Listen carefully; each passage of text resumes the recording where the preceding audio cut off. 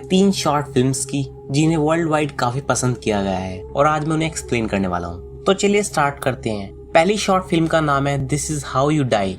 एक दिन एक लड़की को एक अजीब सी मशीन सड़क पर मिलती है जिस पर लिखा होता है मशीन ऑफ डेथ, और जब आप इसके अंदर एक कॉइन डालते हैं तो ये मशीन आपका भविष्य प्रेडिक्ट करके बताती है। एंड इस मशीन पर लिखा होता है कि इसकी प्रेडिक्शन 100% करेक्ट होती है। एक लड़की जिसका नाम जेसिका होता है इस मशीन को देखकर क्यूरियस हो जाती है एंड वो मशीन जेसिका की उंगली का ब्लड ले लेती है, जिसके बाद वो मशीन एक्टिवेट हो जाती है। इसके बाद उस मशीन से एक कार्ड निकल कर आता है जिस पर लिखा होता है ओल्ड एज। ये देखकर जेसिका काफी खुश हो जाती है क्योंकि उसकी मौत ओल्ड एज यानी बूढ़ा होने से ही होगी। वो खुश होते हुए अपने घर पर वापस जाने लगती है, पर तभी उसका एक्सीडेंट हो जाता है और उसकी मौत वहीं पर हो जाती है। और उसकी मौत एक ओल्ड मैन के हाथों ही होती है, यानी कि मशीन ने बिल्कुल सही प्रेडिक्ट किया था कि उसकी मौत कब होने वाली है, बट जेसिका ने उसे गलत समझ लिया था। नेक्स्ट स्टोरी, एक टेनिस प्लेयर जिसका नाम माइक होता है वो भी इसी तरह मशीन ऑफ डेथ का यूज करता है। और माइक कभी खून लेने के बाद ये मशीन उसे एक कार्ड देती है जिस पर लिखा होता है पैराशूट फेलियर, यानी कि उसकी मौत पैराशूट से होगी। माइक को पता चल चुका था कि उसकी मौत कैसे होने वाली है, इसीलिए वो मन ही मन में सोच रहा होता है कि मैं कभी भी ऐसा कोई भी गेम नहीं खेलूंगा जिसमें पैराशूट का यूज होता हो। उसके बाद वो टेनिस कोर्ट में टेनिस खेलने के लिए चला जाता है। तभी उसके दोस्त वहाँ पर आते हैं, वो उससे उसकी टेंशन की वजह पूछते हैं, पर तभी आसमान से एक पैराशूट का बैग गिरता है और माइक की मौत हो जाती है। इसके बाद नंबर आता है एलेक्स नाम के एक हैंडसम बॉय का। वो भी मशीन ऑफ डेथ का यूज करता है और उसके कार्ड पर लिखा आता है हॉट गर्ल। इससे एलेक्स समझ जाता है कि उसकी मौत किसी हॉट गर्ल की वजह से होगी। वो डिसाइड करता है कि वो ब्यूटीफुल गर्ल्स से दूर रहेगा। इसके बाद एलेक्स एक बीच पर चला जाता है जहाँ पर कोई नहीं होता, पर तभी उसके पास एक लड़की आ जाती है। वो एलेक्स को सेड्यूस करते हुए कहती है कि मेरी पीठ पर सनस्क्रीन लगा दो। एलेक्स उसे मना कर देता है और उससे दूर चला जाता है, लेकिन तभी एक जलती हुई लड़की भागती हुई आती है और वो दोनों आपस में टकरा जाते हैं। अब नंबर आता है माइली का और उसके कार्ड पर लिखा आता है टाइम ट्रेवल। अब माइली खुशी खुशी अपने घर पर जाती है जहाँ पर वो अपने रूममेट को इस मशीन के बारे में बताती है, बट उसकी रूममेट सोचती है कि माइली नॉवल एडिक्टेड है और ये सब उसकी इमेजिनेशन होगी। माइली उससे गुस्से में कहती है कि ये सब सच है, बट इससे उसकी रूममेट को गुस्सा आ जाता है और वो उसकी तरफ एक घड़ी फेंक कर मारती है। एंड तभी एक टाइम पोर्टल एक्टिवेट हो जाता है और माइली वर्ल्ड वॉर 1 में पहुंच जाती है जहाँ पर काफी सारी गोली चल रही होती है और उसे भी एक गोली लग जाती है एंड इससे उसकी मौत हो जाती है। अब नंबर आता है रॉन नाम के एक ऑफिसर का जिसके कार्ड पर लिखा आता है बियर। अब रॉन बियर से रिलेटेड सामानों को अवॉइड करने लगता है, जैसे कि वो अपनी हनी की बोतल को यूज नहीं करता क्योंकि उसकी शेप बियर की होती है। जिसके बाद वो इस सब से परेशान हो जाता है और बियर पीने लगता है, पर तभी उसे ध्यान आता है कि ये भी बियर है, इसीलिए वो उसे भी नहीं पीता। तभी उसकी बेटी वहां पर आती है और उसे कैंपिंग पर चलने के लिए कहती है, लेकिन रॉन साफ मना कर देता है क्योंकि उसे पता होता है कि जंगल में बियर होते हैं। लेकिन उसकी बेटी कहती है कि हम घने जंगल में नहीं जाएंगे, इसलिए रॉन हाँ कह देता है। नेक्स्ट डे अब ये कैंपिंग के लिए चले जाते हैं जहाँ पर ये घने जंगल में ही चले जाते हैं। वहाँ रॉन हर समय अपने साथ एक कुल्हाड़ी रखता है अपने आप को प्रोटेक्ट करने के लिए, बट लकीली उसके साथ कुछ भी नहीं होता। अब उसे इस बात पर विश्वास हो जाता है कि ये मशीन झूठी है और ऐसा कुछ भी नहीं होने वाला है। और आज जब वो अपने घर जाता है तो वो किसी भी चीज से नहीं डरता। वो आराम से अपनी हनी वाली बोतल को यूज करता है, बट तभी खिड़की से एक बियर अंदर आता है और रॉन पर हमला कर देता है एंड उसे मार देता है।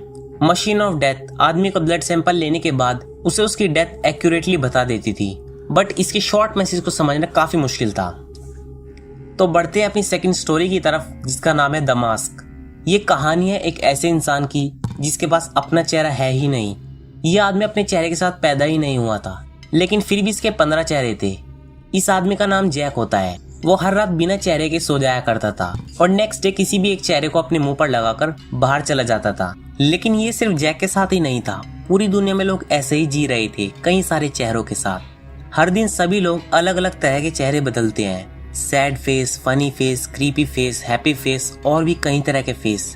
जिसे जब जिस तरह के फेस की जरूरत होती थी वो उसे ही पहन लेता था। हर सुबह जैक उठने के बाद एक रस्सी के सहारे उस जगह पर चला जाता था जहाँ पर उसने अपने सारे फेसेस रखे हुए थे। जैक का मूड आज काफी अच्छा होता है, इसीलिए वो अपने फेस पर हैप्पी मास्क पहन लेता है। इसके बाद वो ग्रोसरी स्टोर पर जाता है जहाँ से वो अपना ब्रेकफास्ट का सामान लेता है, लेकिन जब वो कैशियर को कैश देता है उसे जैक का हैप्पी फेस देखकर काफी गुस्सा आता है। अब जैक बाहर की तरफ जब जाता है तो उसे सभी लोग अजीब तरीके से देख रहे थे क्योंकि आज उसने हैप्पी फेस लगाया हुआ था।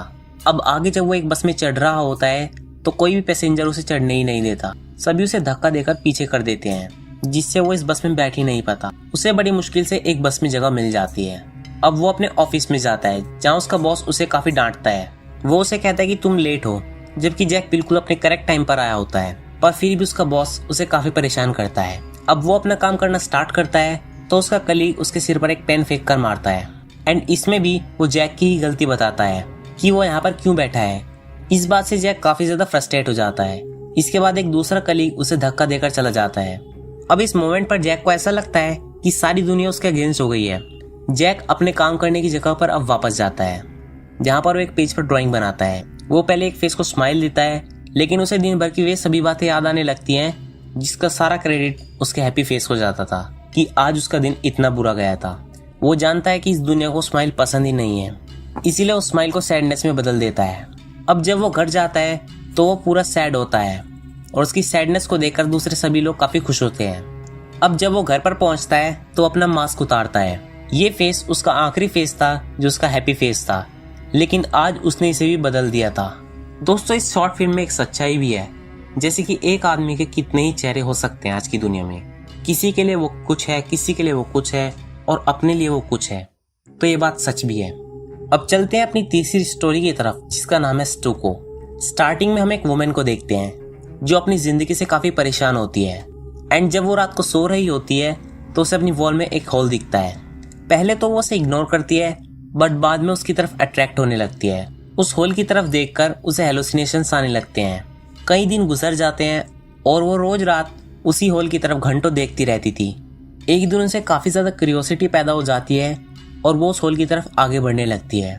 वो उस होल की तरफ देखती रहती है एंड तभी उसमें से एक एलियन टेंटिकल बाहर आता है और ये वुमेन उसे किस करने लगती है। पर तभी अचानक से उसकी आंख खुलती है, क्योंकि ये सिर्फ उसका सपना होता है। इस सपने की वजह से वो काफी ज्यादा परेशान हो जाती है और थोड़ी ड्रिंक्स करती है। अब उसी रात को वो अपने लैपटॉप पर काम कर रही होती है, पर तभी वो बेहोश हो जाती है। जब उसे होश आता है तो वो उसी वॉल के पास बैठी होती है। अब वो फ्रस्ट्रेट होकर उस वॉल को तोड़ देती है और उसके अंदर चली जाती है। अंदर जाते ही वो एक अलग ही वर्ल्ड में पहुंच जाती है, जहां पर उसे एक एलियन एंटिटी दिखाई देती है जो उसे अपनी तरफ बुला रही होती है, लेकिन वो ना चाहते हुए भी उसके पास चली जाती है। ये एक अजीब तरह की एलियन चेयर टाइप एंटिटी होती है।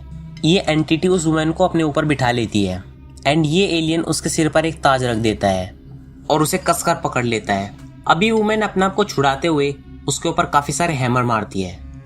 अब वो अपने प्रॉपर होश में आती है तो वो देखती है कि उसने अपनी कार को ही हिट किया है और अब तक जो भी ये चल रहा था वो सिर्फ उसके दिमाग में ही चल रहा था।